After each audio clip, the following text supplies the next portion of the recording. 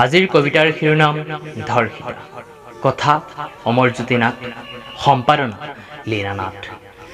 ধৰ্ষিতা, তাই ধৰ্ষিতা, কিন্তু তাই চৰিত্ৰহীনা নহয়। যেতিয়া সেই নৰপিশাচকেইটাই তাইৰ কেঁচা মঙহবোৰ আকহি ৰক্তাক্ত কৰিছিল, তেতিয়া ক'ত আছিল তহঁতৰ এই বিকাৰগ্ৰস্ত লেতেৰা মগজবোৰ?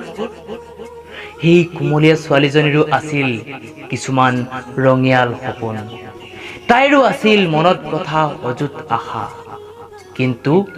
কিন্তু তাই এতিয়া নিস্তব্ধ, নীৰৱ, ভোকাতুৰ পেট, কিন্তু তাইৰ মন হতাশা।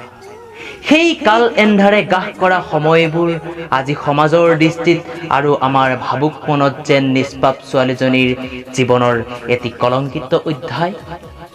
আজি তাই নীৰৱ, জীৱন হোৱা নশ্বৰ দেহ।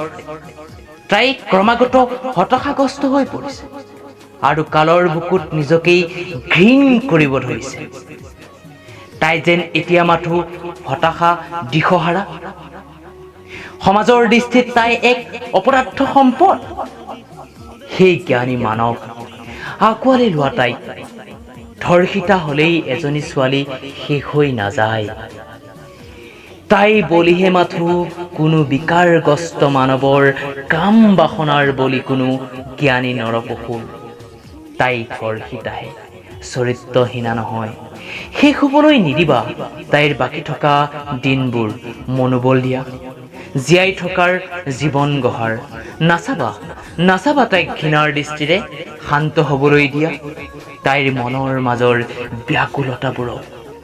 পাহৰি যাবলৈ দিয়া তাইৰ কলংকিত অধ্যায়টো। আকৌ সপোন দেখাৰ পথ দিয়া জীৱনৰ।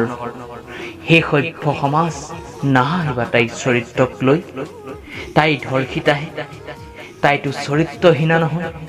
তাই ধৰ্ষিতাহে, চৰিত্ৰহীনা নহয়। ধন্যবাদ।